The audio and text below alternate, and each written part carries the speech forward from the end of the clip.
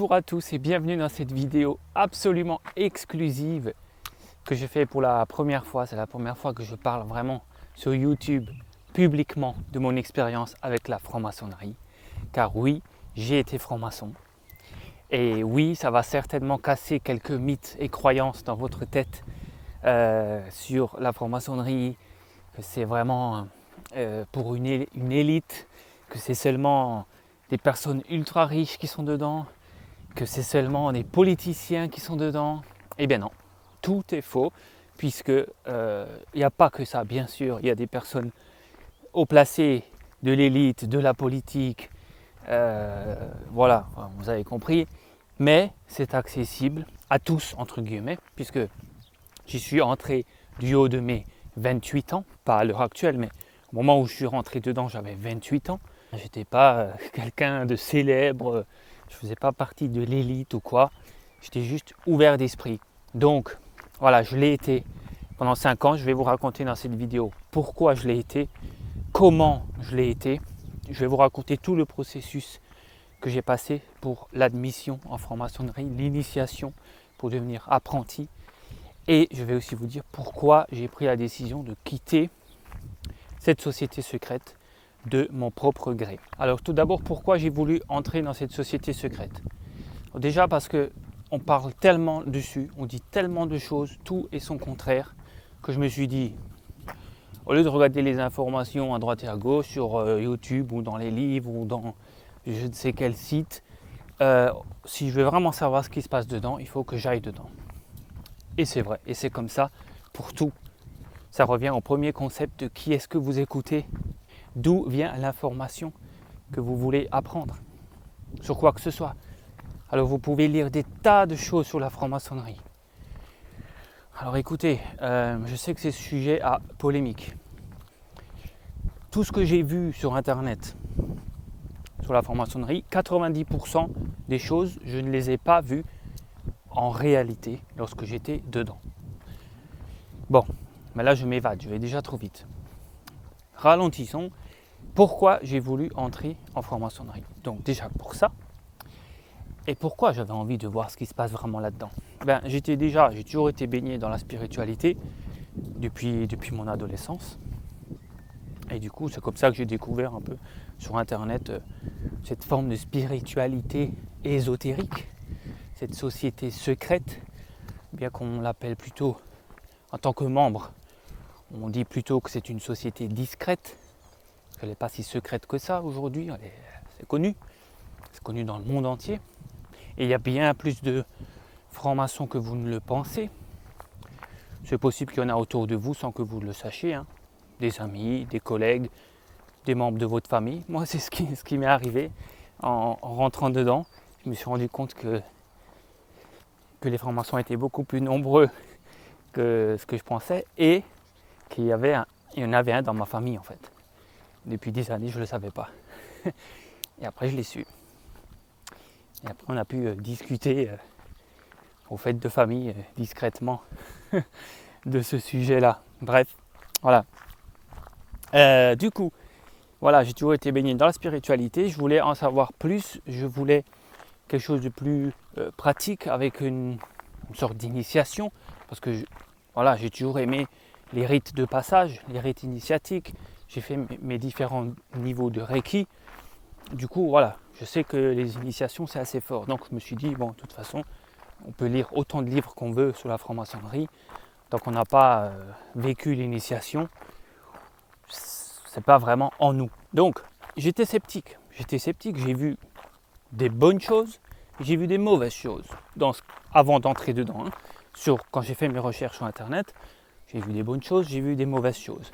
Mais je suis entré dans le Global Information Network en 2011. J'ai déjà fait une vidéo où je parle de cette société secrète, si on peut dire. C'est plutôt un club international, mais c'est une base assez proche des sociétés secrètes. J'ai fait une longue vidéo, je vous mets le lien juste là.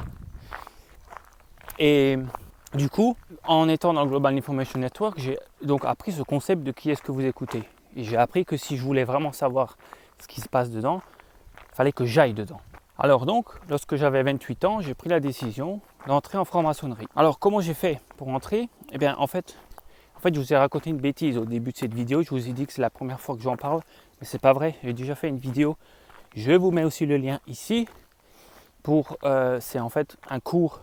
Ça fait partie du cours de Lumière d'avenir, la voie de la réussite, que j'ai donné en live Facebook. Du coup, j'ai mis la vidéo aussi sur YouTube. Et là, dans cette vidéo, allez la voir. Je parle vraiment de tout le processus de comment j'ai fait pour attirer ça dans ma vie. Parce que je ne connaissais pas de franc-maçon. Donc je ne savais pas trop comment contacter vraiment un membre. Et du coup, ça s'est fait dans des circonstances assez magiques, on va dire, un peu étranges, mais on peut dire que c'est la loi d'attraction. Mais j'explique tout ça dans cette vidéo, je ne vais pas le redire ici. Je vais aller droit au but.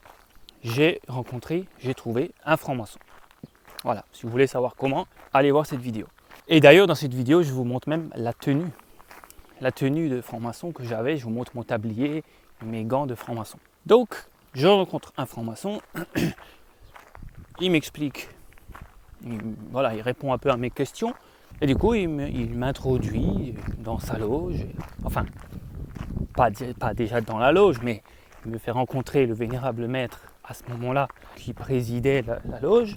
Alors du coup, je discute avec le vénérable maître. À ce moment-là, je ne sais pas encore où est la loge, où est-ce qu'ils se réunissent et tout. Et du coup, je fais la première étape qui est, en fait, la première étape, c'est de me faire une genre de lettre de motivation, de dire pourquoi je veux entrer en franc-maçonnerie, quoi.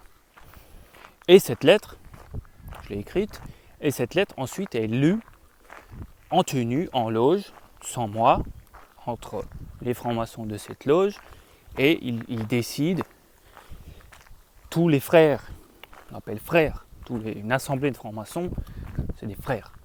Donc tous les frères votent si on continue mon processus d'admission ou pas. À ce moment-là, ils ne m'ont jamais vu, à part celui que j'ai rencontré et le vénérable maître. Et donc, juste sous ma lettre de motivation, ils décident d'aller plus loin ou pas. Suite à ce vote, si l'avis sort favorable, je vais passer la deuxième étape, qui est qu'ils vont me rappeler quelques jours après, ou quelques semaines après, ils me rappellent, ils me disent, suite à la lecture de ta lettre de motivation, on a décidé de continuer le processus d'admission. Donc c'est assez long.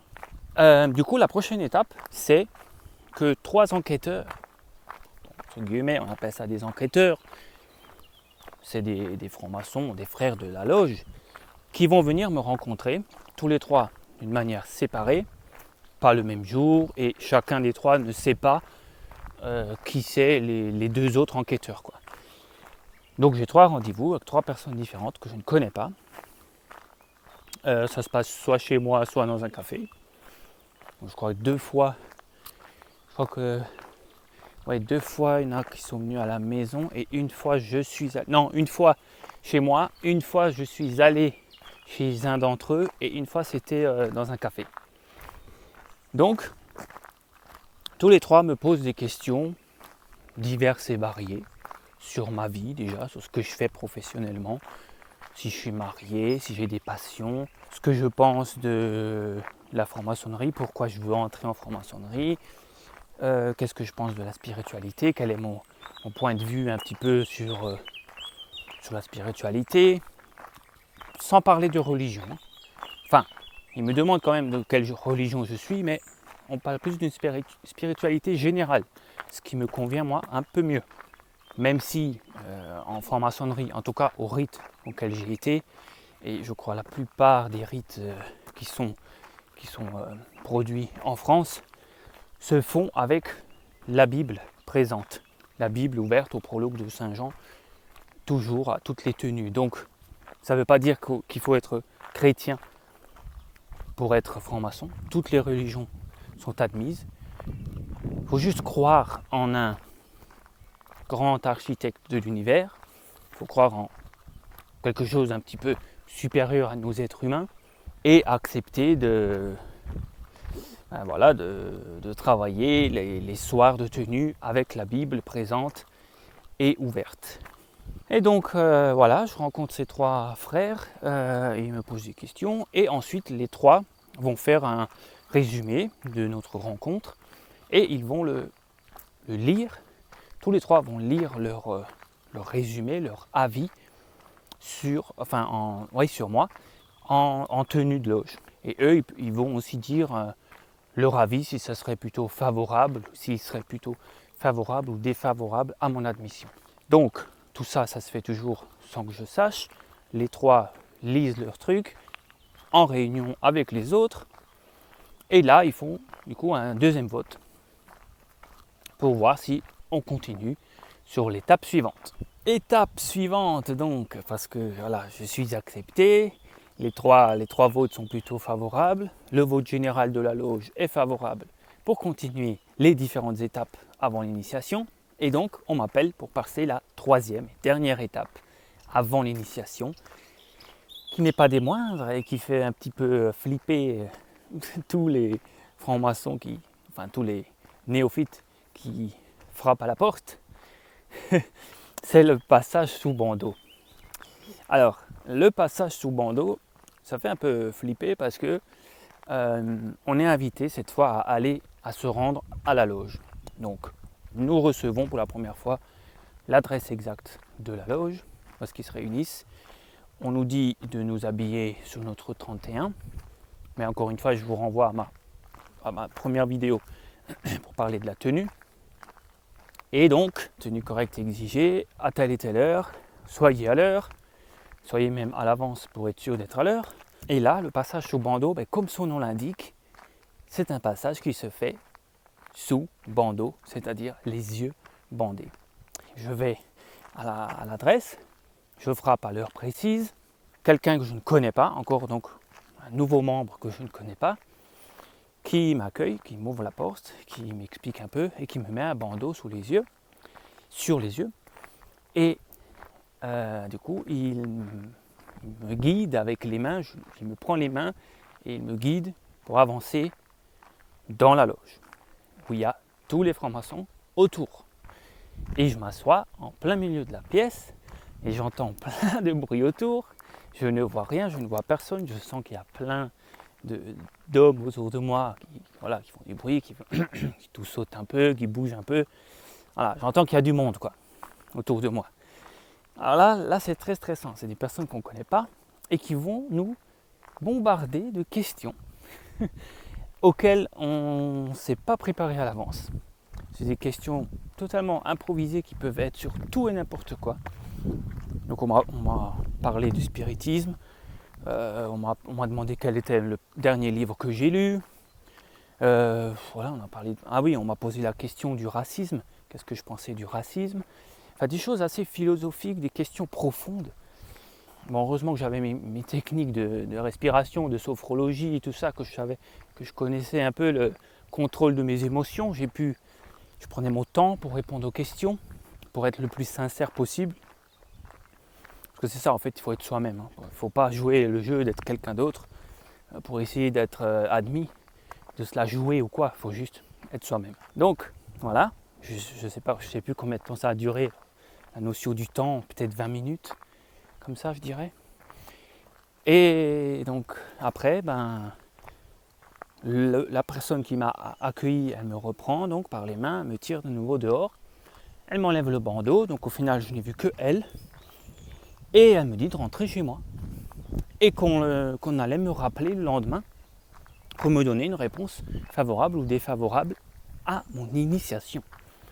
C'est-à-dire que là, avec ce passage sous bandeau, si j'ai été favorable, si cette loge précisément de cette obédience a envie de m'accueillir, alors on fixe une date pour l'initiation. On m'appelle le lendemain et on me dit c'est ok pour nous, on sentait que tu étais sincère dans tes réponses, tu t'es pas laissé déstabiliser émotionnellement, on pense que tu es une bonne personne et donc nous allons passer l'initiation avec toi. Bon, a priori, lorsqu'on vous dit ça, il y a 99% de chances que vous allez devenir franc-maçon. Au moment même de l'initiation, le soir même, il y a encore un vote, un moment, au début de la soirée. Selon les premières épreuves que vous aurez passées, Ils peuvent encore refuser et même moi-même j'ai pu refuser. Juste avant l'initiation, au moment même, ils m'ont encore demandé est-ce que vous voulez cette fois vraiment aller plus loin et passer l'initiation en votre âme et conscience. Mais bon voilà, si on vous dit que ok on va vous initier, c'est que vous êtes partant et que eux aussi sont partants. Mais on ne sait jamais. Donc l'initiation, je ne vais pas vous la raconter parce que ça serait beaucoup trop long, parce qu'il y a beaucoup de choses, c'est très dense et puis vous pouvez trouver plein d'éléments dans les livres sur la franc-maçonnerie. Il y a plein de livres sur la franc-maçonnerie.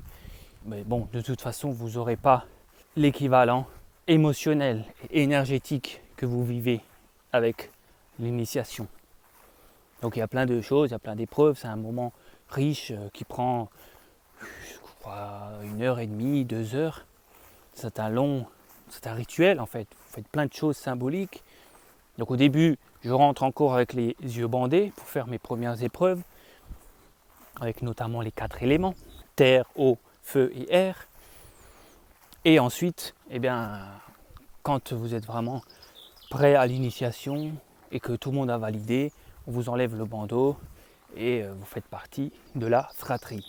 Tout ce que je viens de vous raconter là, tout le processus, à partir du moment où j'ai rencontré le premier franc-maçon, presque dans la rue, d'une façon assez mystique, jusqu'au moment de mon initiation, il s'est passé quasiment 1 an. Entre les différentes épreuves, là, il y a vraiment plusieurs mois qui se sont passés. Hein. Je pense, je ne sais plus si c'était au moins 9 mois, je pense. Ça ne devait pas être loin d'1 année. Et encore, ils m'ont dit que c'était assez accéléré pour moi. D'habitude, c'est plus long. J'ai eu un coup de chance, quoi. Mais bon, voilà, il faut compter au moins 1 an pour tout le processus, en général. Donc, je deviens franc-maçon à l'âge de 28 ans. Aujourd'hui, j'en ai 35, bientôt 36. Donc, vous voyez déjà, ça date, hein, jusqu'à ce que j'ose en parler publiquement. Il y a de l'eau qui a coulé sous les ponts depuis. Donc, à 28 ans, en fait, je me suis fait initier à même âge que Mozart s'était fait initier. Parce que Mozart était un franc-maçon. Et il s'est fait initier à 28 ans aussi. Et je suis resté franc-maçon pendant 5 ans. Alors, je sais que vous allez me dire, certains vont dire, c'est une société secrète mystique et ésotérique. Certaines croyances, enfin, je ne sais pas au final si c'est des croyances ou si c'est la réalité, ou si c'est une partie de la réalité, ou est-ce que c'est déformé ou quoi.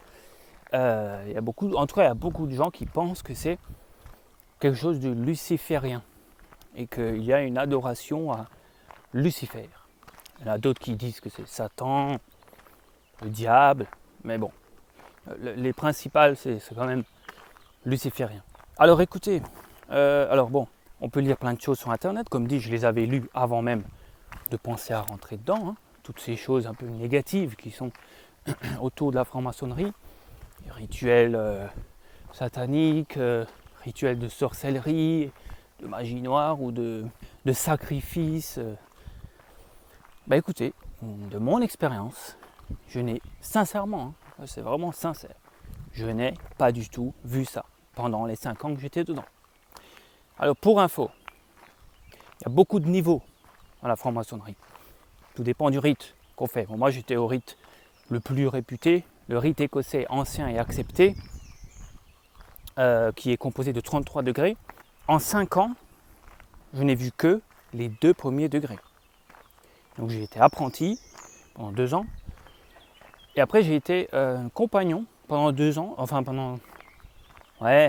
Pendant 2 ans on m'a dit. Parce que pendant 1 an j'étais un peu inactif. La dernière année j'étais assez inactif. Alors normalement ces 2 premiers niveaux les passent au bout d'1 an. En général, en moyenne, si on travaille bien, ça dépend toujours des loges. Mais voilà, on peut compter 1 an pour passer du niveau 1 au niveau 2 et du niveau 2 au niveau 3 qui est le degré de maître. Et ensuite les hauts grades.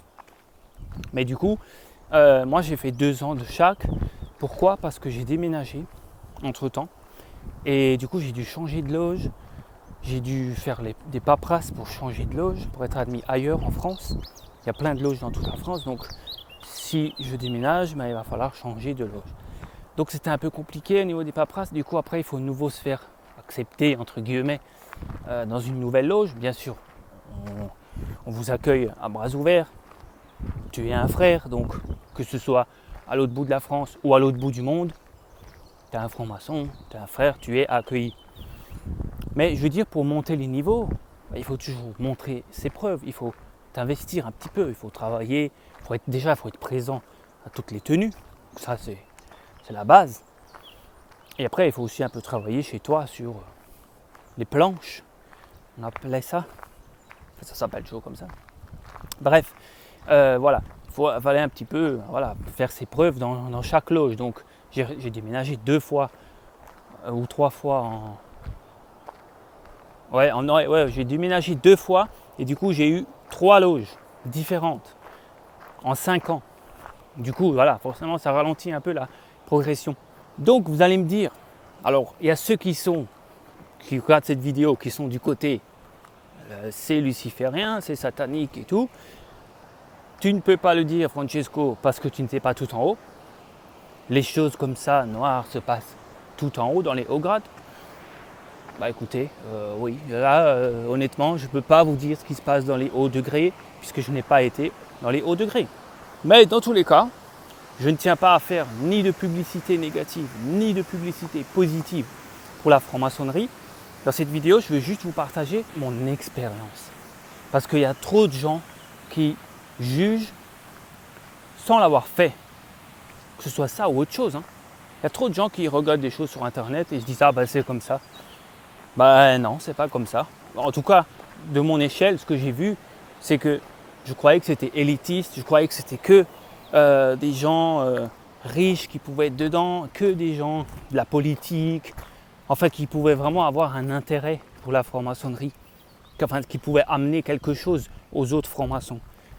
Alors que, je vous le dis, j'ai été admis et voilà, je ne gagnais pas des 1000 et des 100 et je n'avais pas grand-chose à leur apporter, à part déjà un petit peu mon ouverture d'esprit par rapport à tout le domaine développement personnel, spiritualité, dont j'étais déjà baigné dedans.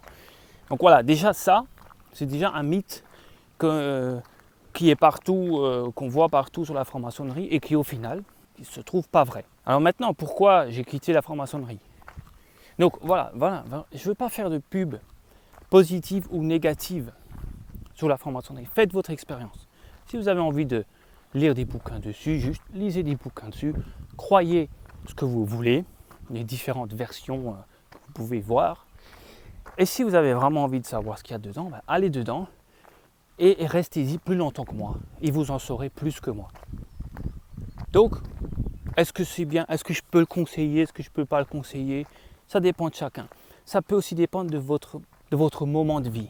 Dans quel type de vie vous êtes actuellement. Parce que pour moi, dans mon expérience, encore une fois, je parle pour moi, j'ai aimé la franc-maçonnerie lorsque j'y étais. Après, j'ai commencé à me lasser, à trouver que je n'évoluais pas.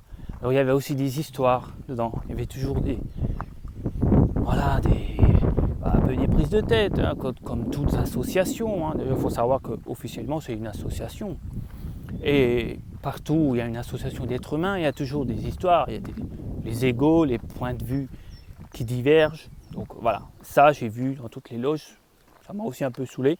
Mais comme m'avait dit le premier franc-maçon que j'ai rencontré et qui m'a introduit dans la loge, qui m'a coopté, il m'avait dit « Ne confonds pas la franc-maçonnerie avec les francs-maçons. La franc-maçonnerie c'est une chose, les francs-maçons c'en est une autre. C'est 2 choses différentes. » Donc la franc-maçonnerie en elle-même, j'aimais bien.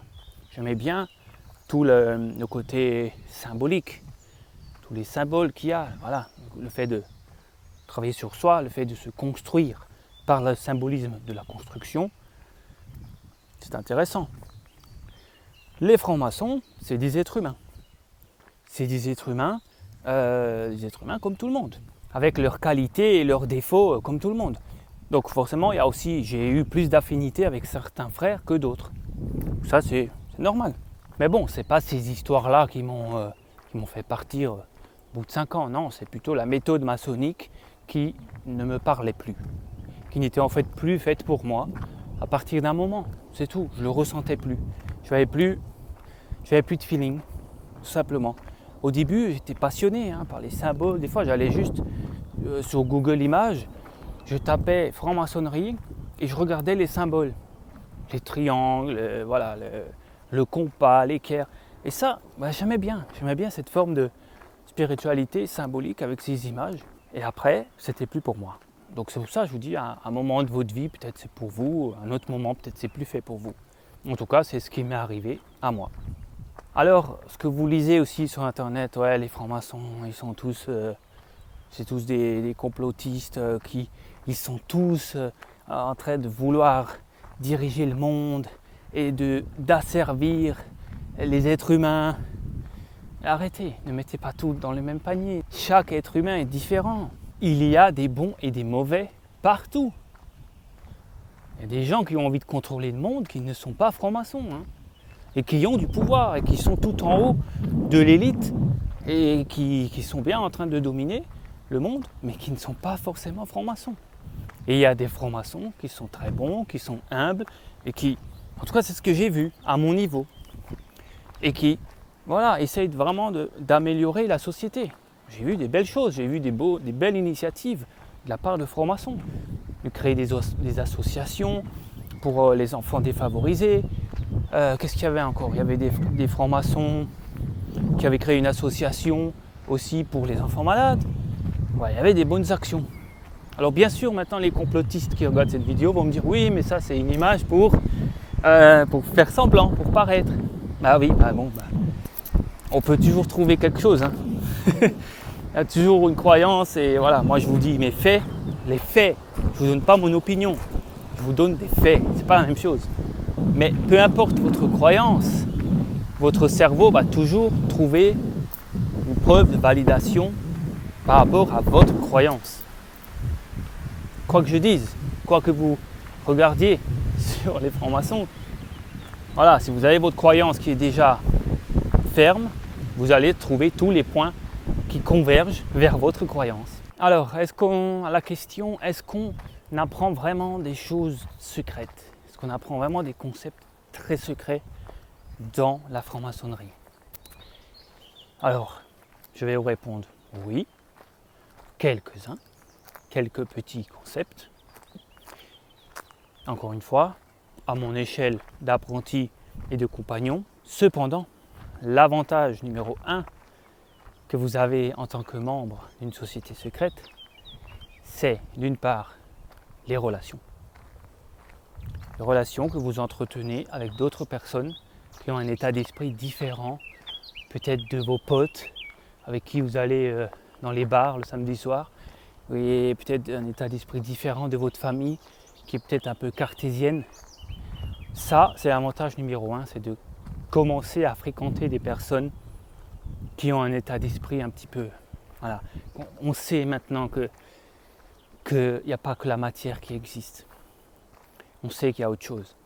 Donc les personnes qui ne sont pas ouvertes à ça, à ce monde de l'invisible, ils ne peuvent pas vraiment entrer en franc-maçonnerie parce qu'ils ne vont pas être attirés de toute façon par cette société. Donc admettons quelqu'un de totalement cartésien, il arrive à, je sais pas, il se dit allez, pour délirer, je vais mettre ma candidature en franc-maçonnerie. Il va arriver à un moment, si par une chance inouïe, il arrive jusqu'au passage sous bandeau, mais les francs-maçons vont le voir qu'il est là pour rigoler. Ils vont le voir, ça se sent. Si une personne n'est pas ouverte d'esprit, quand vous êtes ouvert d'esprit, vous le voyez. Donc ça c'est l'avantage numéro 1, c'est les relations, parce que voilà, c'est une autre vibration, une autre fréquence. Maintenant, avec tout ce que j'ai fait aussi à côté de la franc-maçonnerie, j'ai la chance d'être entouré quand même de personnes comme ça, avec le même état d'esprit.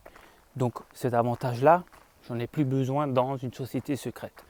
Parce que j'ai les relations maintenant entourées, pas forcément des francs-maçons, mais par de Global Information Network ou par mes rencontres tout simplement.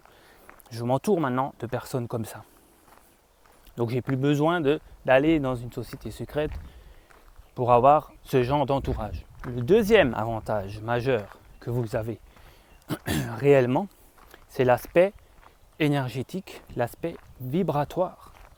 Lorsque vous êtes en loge, lorsque vous êtes dans une tenue de franc-maçon, je ne parle pas de la tenue vestimentaire, c'est en fait une réunion de francs-maçons, on appelle ça une tenue.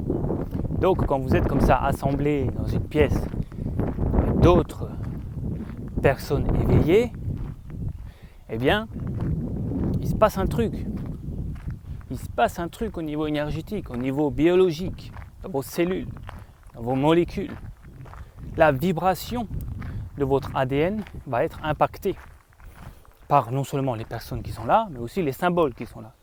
Il y a des symboles, il y a des objets dans une loge de francs-maçons. Et ça joue énergétiquement sur vous. Ça, mes amis, vous ne le trouverez pas en lisant un livre sur la franc-maçonnerie. Vous ne le trouverez pas en regardant cette vidéo sur la franc-maçonnerie. Vous ne le trouverez pas en allant voir d'autres vidéos sur la franc-maçonnerie. Ça, c'est quelque chose que vous ne pouvez que avoir physiquement, concrètement. Alors ça, je le retrouve aussi maintenant avec mes fréquentations. Quand je suis en interaction avec des personnes, eh bien voilà, il y a cet aspect énergétique. Maintenant, avec les symboles, je peux tout à fait reproduire chez moi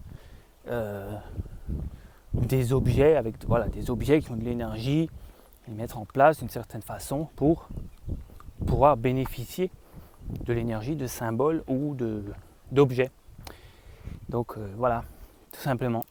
Comme on dit, comme il est de coutume de dire dans la franc-maçonnerie, initier un jour, initier toujours. Donc voilà, j'ai passé l'initiation, c'est un moment inoubliable. Maintenant, je ne pense pas qu'un jour je retournerai en franc-maçonnerie. Je ne pense pas en avoir besoin et je n'ai plus cette affinité-là. D'ailleurs, en ce moment, j'ai aucune affinité avec aucun groupe de développement personnel, aucune association, aucun club. D'ailleurs, j'ai expliqué aussi dans la vidéo sur le Global Information Network, que je vous mets aussi en lien, pourquoi j'ai quitté le club. Je n'ai absolument plus envie, et du coup je pense que je n'ai pas eu besoin d'appartenir à un groupe de ce style. Voilà, parce que je sais ce qu'il y a dedans, je sais ce qu'on peut en tirer, et je peux trouver ces informations et ce qu'on y trouve, enfin les avantages, comme je vous ai dit, les deux gros avantages majeurs, je sais les reproduire moi-même avec mes relations actuelles. Pour ce qui est des informations que je n'aurais peut-être pas entendues tout en haut des niveaux, eh bien je les aurais peut-être jamais, ok, mais pour l'instant je suis tout à fait ok dans ma vie avec les informations que j'ai actuellement. Je reste enseignable, j'ai toujours envie d'apprendre. D'ailleurs, je passe une journée entière par semaine à l'apprentissage de quelque chose. Mais j'ai suffisamment acquis de connaissances ces dernières années pour dire que ma vie est plutôt correcte, est plutôt bonne et magique, et je suis satisfait sur tous les plans. Donc je n'ai pas besoin pour l'instant de m'investir dans une société secrète ou dans un club ou dans quelque chose comme ça. Je ne dis pas que vous n'en avez pas besoin. Lorsqu'on commence, il faut s'entourer de bonnes personnes. Alors je ne parle pas forcément de la franc-maçonnerie maintenant, mais juste, il faut que vous soyez entouré de bonnes personnes. Alors, prenez un coach, rentrez si vous voulez dans mon école de développement personnel et spirituel, Lumière d'avenir, vous allez avoir des contacts avec les autres élèves, vous allez du coup pouvoir peut-être créer des relations. Voilà, si vous débutez dans le développement personnel et spirituel, il faut monter en vibration, parce que sinon vous allez vous faire défoncer, excusez-moi le terme, mais vous vous faites défoncer tous les jours par des événements, des circonstances, des paroles négatives qui vous entourent, par les informations, par vos amis, par votre famille des fois même par votre conjoint qui est négatif. Voilà, vous pouvez vous faire vraiment défoncer de choses négatives tous les jours et descendre et avoir une vie pourrie à cause de choses négatives qui vous entourent. Donc au début, vous avez besoin d'être bien entouré. Et c'est le chemin de tous, je crois, de toutes les personnes qui sont dans le développement personnel, spirituel. Au début, démarre, parce qu'il faut apprendre au début, il faut apprendre toutes ces informations. J'en serais pas là si j'avais pas été dans ces diverses sociétés secrètes et clubs et associations et mastermind auxquels j'ai fait partie, j'en serais pas là aujourd'hui. Donc oui, j'en avais besoin. Si c'était à refaire, je referais de la même manière. Toute ma vie d'ailleurs. Mais à un moment donné, on arrive à un niveau dans lequel nous n'avons plus besoin de ça. Donc pour finir cette vidéo, pour résumer, pour revenir sur la franc-maçonnerie, je ne peux pas affirmer que la franc-maçonnerie est fondamentalement bonne. Et je ne peux pas affirmer non plus que la franc-maçonnerie est fondamentalement mauvaise. Ça, il faudrait demander à quelqu'un qui a 30, 40, 50 ans d'expérience, de pratique de franc-maçonnerie derrière et qui est dans les niveaux les plus hauts. Ou alors vous le faites vous-même. Autre point important que je voulais préciser, quelque chose que j'ai appris en franc-maçonnerie de très fort et qui m'est très utile aujourd'hui, c'est de faire la différence entre le sacré et le profane. Le monde sacré et le monde profane. Il y a un monde profane. C'est quoi le monde profane? C'est tout simplement là où l'énergie est dilapidée, là où on parle n'importe comment. Voilà, on a un repas de famille, on est en soirée, tout le monde prend la parole n'importe comment. On change de sujet 3 fois au bout d'1 minute. On ne va pas en profondeur dans les choses. On parle de la pluie, du beau temps, de ce qui se passe à la télé. Voilà, ça c'est le monde profane. Enfin, c'est le monde non sacré. C'est vos habitudes de vie, ce que vous faites au quotidien, aller travailler, aller à la salle de sport. Voilà, tout ça c'est des actes, c'est le monde profane. Et il y a le monde sacré.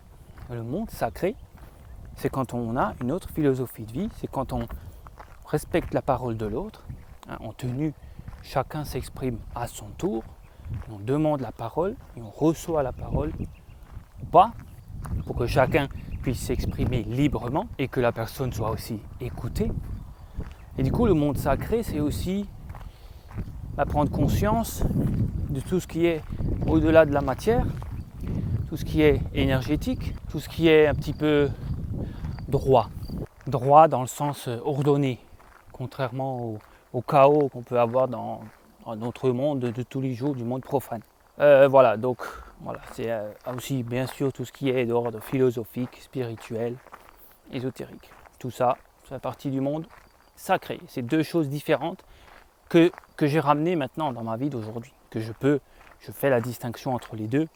Et voilà, et je vis mon monde profane et mon monde sacré. Alors, j'ai envie de dire, pour finir cette vidéo, laissez votre avis, laissez vos commentaires. Et bien sûr, il va y avoir de tout et de rien. Il va y avoir beaucoup de polémiques. Je sais que c'est un sujet à polémique, donc dites-moi votre avis. Dites-moi ce que vous en pensez de tout ça. Dites-moi ce que vous savez peut-être. Peut-être vous avez des informations que je n'ai pas eues. Mais ne m'envoyez pas juste des informations comme ça que vous allez trouver sur un blog, je les ai déjà eues. Emmenez-moi des informations validées.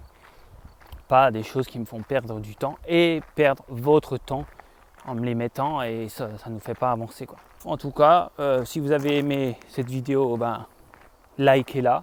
Si vous ne l'avez pas aimée, surtout ne la likez pas. Ne laissez pas de commentaires. Ne vous abonnez pas à la chaîne. Et n'activez surtout pas la petite cloche pour recevoir les notifications de mes prochaines vidéos. Non, si vous n'avez pas aimé cette vidéo, ne faites pas ça. Ne vous abonnez pas et tout ça. Voilà, à bientôt les amis. Ciao, ciao, je vous embrasse.